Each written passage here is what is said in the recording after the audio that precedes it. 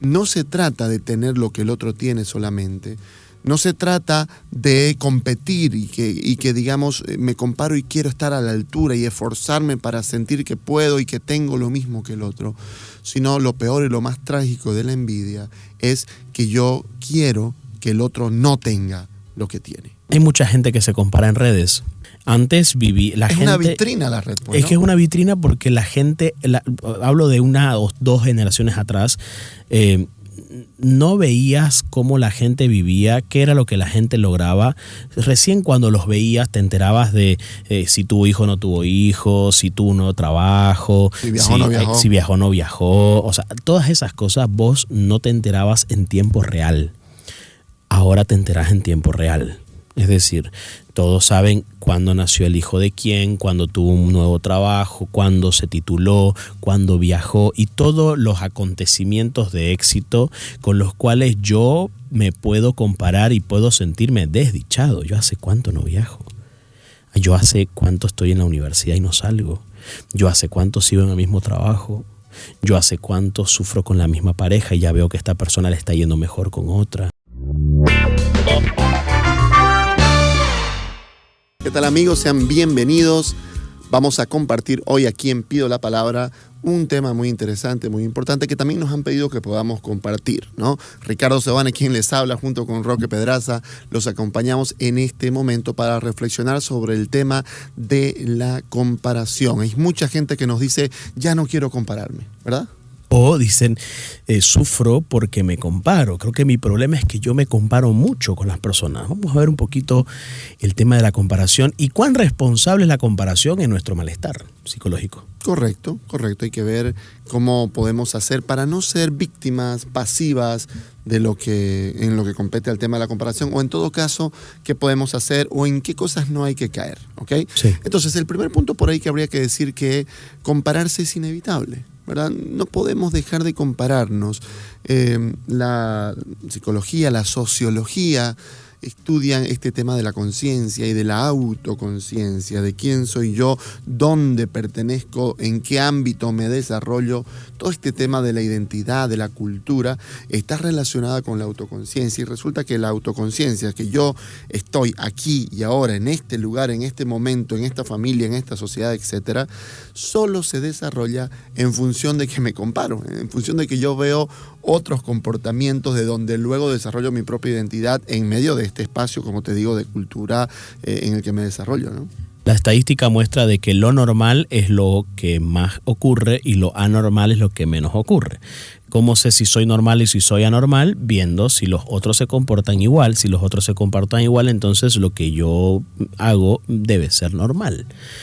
¿Cómo voy a saber si soy una persona responsable si nunca he visto a una persona más o menos responsable que yo? La comparación nos ayuda a entender cómo somos, en qué medida lo somos, en qué nivel lo somos, y eso creo yo que es gracias a la comparación. Por otro lado, la mente trabaja por asociación. Para que yo haya sido capaz de hacer un número 2, me han tenido que decir que haga primero un patito, por ejemplo, ¿no? Entonces mi mente asocia patito con el número 2 y esa asociación, esa comparación nos va ayudando a aprender. Aprendemos comparando cosas, aprendemos asociando conceptos y la comparación es algo inminente en la vida humana. Los niñitos desde muy temprana edad empiezan a compararse. ¿Por qué mi hermana no sé qué cuánto? ¿Por qué mi hermano no sé qué cómo? Muy chiquititos, ¿no? Ya empiezan a compararse. Entonces, creo que el problema no es tanto la aparición misma de la comparación, sino algunos elementos que se le van sumando a la comparación, lo que va haciendo que el malestar empiece a ocurrir. Y de eso vamos a hablar un poquito el día de hoy. Por ahí el primer punto en el que hay que evitar caer es en los extremos a la hora de compararme, ¿no? Sí. Hay como dos extremos típicos, ¿no? El primer extremo es me comparo y siempre pierdo. Claro. Cuando yo me comparo, de pronto me siento que soy menos, que valgo menos, que tengo menos aptitudes, menos capacidades, que voy a perder necesariamente si me comparo con alguien más, ¿no?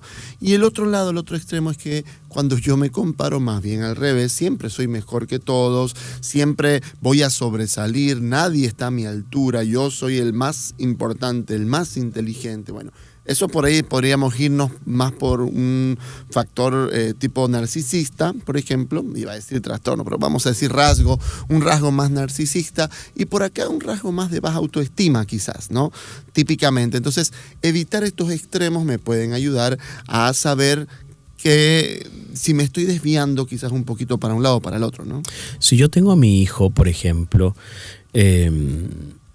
a ver, los papás muchas veces terminan comparando a sus hijos sin querer queriendo o queriéndolo de algún modo. Por ejemplo, si este es un hijo que se compara comúnmente con los que tiene para perder, es decir, me comparo con el más alto del curso, me comparo con la más bonita del curso, me comparo con el que mejor juega fútbol, me comparo en donde mis comparaciones siempre me dan como perdedor a mí. La mamá o el papá le dice, come porque hay gente que no tiene para comer. Y aunque eso también es una comparación, no es algo que este hijo que está acostumbrado a perder en sus comparaciones lo termine comprando. Entonces es interesante porque la persona que comúnmente sale perdiendo cuando se compara y le dan el ejemplo contrario, es decir, hay gente peor que vos, hay gente que está más desdichada que vos, hay gente que la está pasando peor que vos, es como que no lo terminan viendo. No lo terminan considerando. Sí, una mamá me decía que cada vez que ella ve a un chico o a un joven o a un hombre buscando en la basura algo para comer, por ejemplo, que sí, es una escena triste que vemos casi en todas las ciudades grandes, creo que del mundo,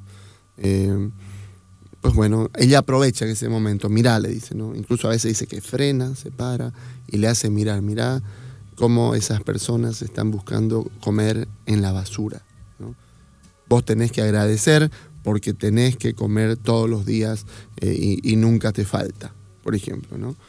Y claro, como vos decís, capaz alguna vez pudo calar algo de esto, pero en general es muy difícil que yo me compare demasiado, por así decirlo, con personas que tienen una realidad absolutamente distinta a la mía. A ver, no va a funcionar todas las veces. Por lo menos. No todas las veces voy a llegar a tener el mismo nivel de conciencia y reflexión, porque si yo ocupo ese recurso todo el tiempo, en algún momento mi hijo va a decir, ya dale esta comida entonces, si tanto te preocupa, ¿no? En realidad, justo te preocupa la gente que no tiene para comer cuando vos querés que yo coma, ¿no? Ahí me parece que un poco manipulación ya, no tanto ganas de ayudar a esta gente que no tiene para comer. ¿Me explico? Entonces, no sería recomendable abusar de ese recurso, sobre todo si mi objetivo final es lograr que mi hijo coma lo que hay en la casa y que no se ponga a escoger para comer.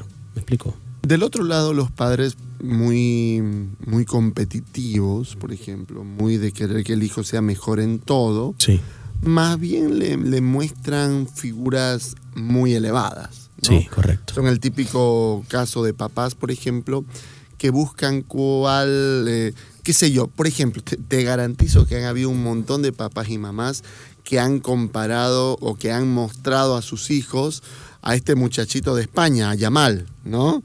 Sí. Muchachito de 16 años que jugó un mundial, ¿no? Y que fue estrella en el mundial además, ¿no? Y entonces, pues bueno, sin duda que papás, por ejemplo, que tienen hijos y que están en el fútbol y que son muy competitivos, le han puesto a este muchacho aquí con la figurita durante todo el mundial por lo menos. Y que además sigue estudiando en el colegio. Ajá. O sea, claro, podía perfectamente dejar de estudiar en el colegio, ya con el dinero que tiene le da para vivir toda su vida sin necesidad de haber salido bachiller, pero sigue estudiando. O sea, una cosa interesante para tomarlo como ejemplo. ¿Qué va sucediendo en los chicos cuyos padres todo el tiempo hablan de figuras icónicas? Pueden ser digamos, así, tipo muy conocidos o más cercanas. Mundialmente famosos, o también pueden ocupar figuras más cercanas, los hermanos mayores, los primos, ellos mismos. Yo a tu edad, no sé qué cuánto, yo a tu edad ya había hecho esto, yo a tu edad ya... ¿Qué suele pasar con estos niños que comúnmente perciben por parte de sus papás modelos a seguir? ¿Qué crees que ocurren? Es decir, estamos hablando de modelos comparativos frente a los cuales yo termino perdiendo continuamente. Yo soy más vago que eso, yo soy menos capaz que eso, yo soy menos hábil que eso, yo tengo menos resultados que esos. ¿Qué puede terminar pasando en la persona que comúnmente recibe este tipo de intervenciones? Lo que pasa es que puede desarrollarse mucho la crítica, ¿no? Y esa crítica va a patrocinar el extremo de la baja autoestima, por ejemplo, ¿no? Si de pronto, de alguna manera, mis papás quieren que yo me anime, ¿no? Entonces, pues bueno. O recién conversaba con una familia, por ejemplo, que justo se comparaban ellos cuando ellos eran adolescentes, y ellos venían de familias muy complicadas, con mucha desprotección.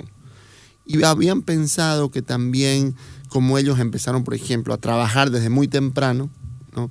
Y sus hijos no han tenido esa realidad, que su hija manifieste que se siente mal por alguna situación, hacía que ellos recordasen cómo ellos eran cuando eran adolescentes y le dijeran, ay, por favor, ya pues, digamos, ¿no? Estamos hablando de problemas reales, ¿no? Vos sabés lo que yo pasaba a tu edad, esos eran problemas reales. Sí, claro. Entonces, puede haber una suerte de invalidación. Claro, se puede competir hasta quién tuvo más desdicha. Claro. ¿No? Hay gente que realmente se pone a competir sobre quién está más desdichado. En un café, amigas pueden hablar de a quién le hicieron peor las cosas en sus relaciones de pareja, por ejemplo, ¿no? Quién sufrió más en su infancia. Entonces, el problema de la comparación... y esa es la invalidación, justo. Es que termina invalidando, claro. Termina invalidando porque lo que vos estás sintiendo ante lo que estás sintiendo no tiene sentido sentirlo. No hay una equivalencia entre lo que estás sintiendo y la razón por la que lo sentís. Yo recuerdo eso, ¿no? Recuerdo un amigo que, dos amigos, ¿no? Uno que empezó a notar lo siguiente. Él contaba alguna situación difícil que él está viviendo en su casa o en el trabajo o en algún lugar. Y siempre el amigo B, digamos, por así decirlo, siempre tenía una situación peor. O sea, él decía, por ejemplo, pucha, mi jefe me está agarrando del coto, no me deja en paz todo el tiempo, quiere que yo esté ahí, me da trabajo para llevar a mi casa. A lo que el otro siempre decía, eso no es nada. Mi jefe me llama a las 2 de la mañana, te cuento. Ya sabes que todo el tiempo me pide. Pero claro, eso podría ser. Pero cuando yo ni me había dado cuenta, la verdad, ¿no? Cuando él empieza a hacer notar de que de pronto siempre había una historia peor en él, que hacía que esto que él decía no signifique nada, le generó molestia, al punto que empezó a no querer hablar con él de las cosas difíciles que podía estar viviendo. También puede pasar el caso de los papás que le dicen, yo no quiero que vos vivas lo que yo viví. Es decir, allá hay una comparación no hacia arriba, sino hacia abajo. Es decir, no quiero que te pase lo mismo que a mí, no quiero que seas como yo, no quiero que desarrolles los hábitos que yo desarrollé, y empiezo a presionar de una forma muy fuerte y mi hijo no entiende por qué mi padre exagera tanto, por qué mi madre exagera tanto ante estas cosas. Y claro, el problema no lo tiene el hijo, lo tiene el padre. Lo tiene la madre, en esa insistencia sobrehumana de querer evitar a como dé lugar y a cualquier precio, por ejemplo, que mi hijo se entre a tomar alcohol, porque a mí el alcohol me devastó la vida, el alcohol me hizo perder oportunidades, el alcohol me deshizo las cosas. Entonces cuando yo veo a mi hijo con ganas de salir de noche me da algo. Mi hijo adolescente, ya semiadulto, me da algo, me empiezo a poner nervioso, empiezo a querer controlar todas las situaciones o posibilidades a través de las cuales mi hijo pueda terminar en una situación similar a la mía. Entonces, fíjate que la comparación en todas las etapas de la vida, niño, joven, adulto, papá, pareja, está presente, está muy presente. Es más, hay gente, por ejemplo, que en la vida de pareja se aferra mucho a lo que siente que no tuvo. Si yo no tuve, por ejemplo, una mamá cariñosa en su expresión física, puedo sentirme muy apegado a quien como pareja sea muy física en su expresión del afecto. Al principio me va a generar como una sensación de extrañeza porque no estoy acostumbrado a esto, pero después siento como que me encanta, me fascina. O sea, siento que como ese potecito no está lleno, siento que lo está llenando significativamente. Entonces, las comparaciones en la vida familiar, en la vida de pareja, hace que lógicamente mi toma de decisiones esté configurada en función a lo que me han dicho y a lo que he tenido y a lo que no he tenido. ¿Qué se hace con todo eso o qué otros elementos más consideramos que se pone un poco en este aspecto de la comparación, haciendo que sea una comparación patológica? patológica. Un tema muy típico que creo que en algún momento también yo lo he compartido y creo que se da mucho en las familias, es que el papá se compara con el hijo cuando tenía la edad del hijo. Y en los distintos momentos de la vida, como decís vos, el tema es que muchas veces yo puedo sufrir por cosas que no he perdonado, por ejemplo, que me pasaron, que me hicieron, y que cuando yo sé que mi hijo cumple 8 años o mi hija cumple 8 años y recuerdo lo que yo viví a los 8 años, algo se mueve interiormente en mí. Sí. Y entonces ahí puedo empezar a sobreproteger, a exagerar algunas cosas, o también a más bien no saber qué hablar o qué decirle o cómo acompañar, porque siento que si yo voy a hablar de algún tema con ella, siento que necesito más bien que todavía alguien lo hable conmigo, ¿no? Pueden haber estas dos cosas. Hay mamás que me han dicho no puedo hablar de esto con mis hijos, ¿no? O más bien al revés, papás que lo sobrehablan, por ejemplo, un tema de abuso, ¿no? Sobrehablan, todo el tiempo están hablando cuidado, o gente que no puede y no sabe cómo hablar de sexualidad, por ejemplo, ¿no? Entonces, o cuando pasa con el alcohol, ¿no? La primera vez que yo empecé a tomar alcohol a mis 15 años, mi hijo tiene 15 años y estoy todo el tiempo fatigado pensando cuándo va a tomar por primera vez y se agarra el alcohol como me agarré yo, 10 años de mi vida estuve muy metido. Entonces empiezo a ir viendo las distintas etapas de mis hijos cuando van creciendo en función a lo que yo viví. Entonces es muy importante ahí también tener cuidado de poder yo hacerme cargo de lo que yo viví, sabiendo que mi hijo no es una fotocopia, no va a vivir, no tiene las mismas circunstancias. Porque hay algo importante que entender. Yo hice cierto tipo de cosas o me pasaron cierto tipo de cosas en función de unas circunstancias que me rodeaban cuando yo tenía esa edad. No era una cuestión de alcohol solamente. Claro. Hay un montón de otras circunstancias. Cuando hablamos de, por ejemplo, vicios como ellos, por ejemplo, como el alcohol, yo ayer conversaba con un muchachito cuyo papá está luchando contra el alcoholismo y este papá, muy nervioso, lógicamente, se ponía ante situaciones sociales del hijo y el hijo decía, papá, yo tomo, pero no es lo que vos pensás. O sea, lo que creo que él está diciendo es, en realidad, puedo ni siquiera hacerlo y no pasa nada, ¿no? O sea, es como que no es que veo y me encanta y tengo la necesidad. El muchacho me decía, ni siquiera me gusta al paladar, ni siquiera me gusta, ni siquiera me parece delicioso, ¿no? Entonces, es como decir, no todo lo que parece es, no todo lo que parece que se está repitiendo necesariamente se está repitiendo, no necesariamente. Sí, si mi hijo me dice, no es igual conmigo que con vos, pues bueno, puedo creerle, ¿no?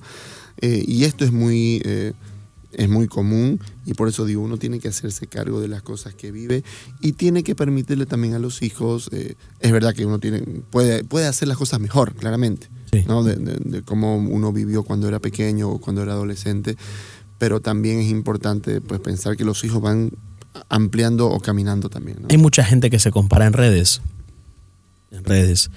Antes viví la gente. Es una vitrina la red, pues, es ¿no? que es una vitrina porque la gente, hablo de una o dos generaciones atrás, no veías cómo la gente vivía, qué era lo que la gente lograba. Recién cuando los veías te enterabas de si tuvo hijo o no tuvo hijo, si tuvo un nuevo trabajo, si viajó o no viajó. Si viajó o no viajó. O sea, todas esas cosas vos no te enterabas en tiempo real. Ahora te enterás en tiempo real. Es decir, todos saben cuándo nació el hijo de quién, cuándo tuvo un nuevo trabajo, cuándo se tituló, cuándo viajó y todos los acontecimientos de éxito con los cuales yo me puedo comparar y puedo sentirme desdichado. Yo hace cuánto no viajo. Yo hace cuánto estoy en la universidad y no salgo. Yo hace cuánto sigo en el mismo trabajo. Yo hace cuánto sufro con la misma pareja y ya veo que esta persona le está yendo mejor con otra. Yo hace cuánto, ¿se entiende? Es decir, la vida en redes, que además las redes son fundamentalmente sociales, y si son sociales significa que todo el tiempo estamos mostrando cosas a los demás, queremos decirles a los demás lo que nos gusta, lo que publicamos es algo que queremos comunicarle al mundo. Obviamente, si yo no sé manejar bien la comparación, las redes me va a significar un importante espacio de malestar y de sufrimiento. Es el tema que siempre estuvo, el que dirán siempre estuvo, sí, pero nunca estuvo tan presente, tan, como decís vos, tan en tiempo real, De manera, por ejemplo, recién una persona me contaba que se enteró que una expareja, creo, o una persona que era importante para él, parece que ha terminado. Porque otro amigo le contó, te cuento que borró todas las fotos que tenía con él, por ejemplo, ¿no? Y entonces, pues claro, o hay veces que la gente no dice terminé, pero comparte una imagen, ¿no? Claro, claro. Comparte una imagen diciendo, no hay nada más hermoso que la libertad. Las exparejas, ¿no?, terminan compitiendo en redes. Claro. O sea, ya no hablan, ya no discuten, ya no se escriben, pero siguen compitiendo quién sale más, quién le va mejor. De pronto empieza a mostrar fotos en el gimnasio. Claro. Nunca mostraba fotos en el gimnasio, termina y al día siguiente empieza a sacarse fotos en el gimnasio. Claro, ¿quién está mejor cuero, digamos? Ajá, correcto. O mostrando algunos atributos físicos, etcétera. Entonces, pero es una competencia que no existe. Insisto, creo yo que tiene que ver una vez más con esto de qué pienso. Conversaba con unos adolescentes recién esta pregunta, ¿no? Cuando vos te imaginás que hablan de vos, ¿qué pensás que hablan? O más bien, ¿qué te gustaría que dijeran de vos? ¿No? Digamos, vos vas caminando por el pasillo de tu colegio y vas viendo que los demás te ven. ¿Qué te imaginás o qué quisieras que cuando te vean digan de vos? ¿Te acordás el tenista, pues? Ah, ya, el tenista. Okay. Un concepto con el que te gustaría que te ubiquen. Sí, el churro, el rebelde, que es interesante, el locango, el chistoso, en fin, ¿no? El aplicado. El aplicado, el interesante, lo que sea, ¿no? ¿Con qué fantaseo yo en la mente de los demás? ¿No? Es una pregunta importante y creo que en redes también tal cual, porque entonces aparece esta cuestión de que, por ejemplo, ya mi ex se ocupó de decirle a todos que terminamos. Ya todos saben, digamos, ¿no? ¿Cómo me siento yo cuando salgo a la calle? Siento que me miran, siento que y pienso, ¿qué habrá contado a mis amigas o a sus amigos? Voy a ir a un junto donde teníamos amigos en común y todo el tiempo pienso, ¿será que saben alguna cosa que mi ex le contó o no le contó? ¿Sabes por qué, esto, ¿no? ¿Por qué terminaba ya cerrando un poco ya, por qué terminaban las competencias de exparejas antes del tiempo de redes? Porque para que yo me entere qué es lo que la otra persona está haciendo, para que yo me pueda comparar, tengo que saber qué es lo que la otra persona está haciendo y cómo la está pasando y cómo la está llevando y a qué se está dedicando y cómo están siendo sus fines de semana y con quién para. Yo tenía que preguntarle eso a un amigo o una amiga. Tenía que pasar por la vergüenza de decir, te interesa, ¿no? O sea, no quería dar la sensación de que me sigue interesando. Entonces, paulatinamente yo iba dejando de preguntar. Ahora la gente no necesita preguntar. Se puede esconder detrás de un perfil falso, se puede esconder detrás de visualizar directamente. Hablar a una amiga que sí lo tiene. Correcto, hablarle a una amiga que sí lo tiene, o entrarme al perfil de mi hermanito que a él no lo bloqueó. En fin, estas cosas lógicamente van haciendo que las personas ya no tengan que pasar por el escenario de la vergüenza. Y de la vergüenza es lo último que quiero decir. La comparación a la larga va creando vergüenza. Pensemos, por ejemplo, en una familia de hermanos en donde uno de ellos le fue mejor y los invita a estos hermanos a, no sé, a su finca, a su quinta, a su residencia, a un cumpleaños, al matrimonio de uno de sus hijos. Y esta familia como que no quiere ir. Se siente un poco desdichada, incluso hasta puede interpretar como que qué se cree como para farsearnos su dinero, digamos, ¿no? O sea, van allá y se sienten unos perdedores, van allá y se sienten que ellos no tienen y están lejísimos de tener eso que él tiene. Es doloroso cuando la vergüenza se instala en nosotros producto de la continua comparación que hacemos, y ahí está una de las más grandes comparaciones que creo yo que incluso en la mente de muchos padres están, y es que quiero que a mis hijos les vaya igual a absolutamente todos. En poquísimos casos eso es posible. No les va a ir igual de bien en la vida a todos. En la vida económica al menos, sobre todo y fundamentalmente ahí, no va a ser exactamente igual. Y esa tendencia mía a empatar, a que no hayan ganadores ni perdedores, a que esta competencia todos lleguen igual y que todos tengan exactamente lo mismo, es complicado. Yo he visto incluso hermanos competir por la cantidad de hijos que tienen. O sea, que porque el hermano ya va por el tercer hijo y nosotros somos 2, no, necesitamos un tercero, quiero un tercero, porque no puede ser que mi hermano tenga un tercero y yo no. ¿Se entiende? Es complicado. Yo me pongo en el lugar de esos dos hijos que tiene esta familia y digo, ¿qué pensarán estos dos hijos cuyos papás están obsesionados con un tercero pues solamente porque quieren empatar con la otra familia de al ladito? Y es como si ellos no fueran suficientes, como si ellos no les bastara a esta familia para sentirse a gusto con la familia que tienen. Lo último que quiero decir, que también es un tema que hay que cuidar, es la envidia. La envidia es como un arma silenciosa. Siempre digo yo, se parece mucho a la termita que entra en la madera. De pronto entra, no siempre se da cuenta, peor en muebles grandes. Y cuando uno quiere, nos pasó a nosotros cuando nos trasladamos, cuando uno quiere trasladar un mueble de un lugar a otro, de pronto siente que se cae el mueble, ¿no? ¿Por qué? Porque la termita había estado consumiéndose el mueble, ¿no? Entonces, esa envidia es como esa termita que entra sin que te des cuenta y que de pronto no se trata de tener lo que el otro tiene solamente.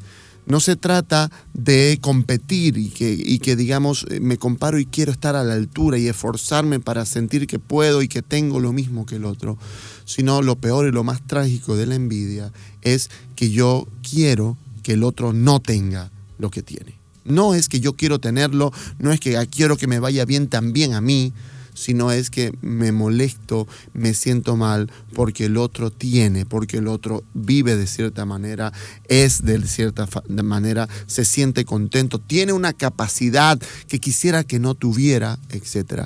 Y creo que en la comparación la envidia es un requisito para vivir amargado, para vivir triste, para vivir sin amigos, porque seguramente que nadie le gusta tener cerca a alguien que todo el tiempo está envidiándome alguna situación. Entonces, hay que cuidarse de los extremos. Siempre que me comparo pierdo, siempre que me comparo soy el mejor que todos. Hay que cuidarse de la envidia, esto último, hay que cuidarse de la competitividad, de competir todo el tiempo. Competencias que no existen, que están en mi mente. Que están en mi mente. Hay que cuidarse del que dirán, de vivir pendiente de las redes o de lo que los demás dicen para ver qué quisiera que los demás pensaran de mí, cuando realmente ¿qué poder tengo yo ahí? No tengo ningún poder en la mente de nadie. Y no dejes que eso condicione bastante, porque de alguna forma va a condicionar. Que todos tus amigos empiecen a tener pareja cuando vos no tenés, hace que vos empecés a buscarlo inconscientemente, porque no querés sentirte de tus amigos el que no tiene pareja, ¿no? Va a influir, por supuesto que va a influir, pero no dejes que ese sea el factor decisivo, porque vas a elegir mal. Estás eligiendo a partir de una comparación que una vez que ya la tengas te sentís bien, pero no estás pensando en qué tipo de relación tenés, en si estás listo para una relación, en si esa persona puede construir la relación que vos querés lograr. Solamente estabas buscando sentir que tenías pareja para no quedar fuera, digamos, de la onda que se está dando alrededor tuyo. Compararse es inevitable, simplemente hay que tener cuidado de no caer en alguna de estas trampas de la comparación que pueden costarnos un malestar mental o un malestar emocional.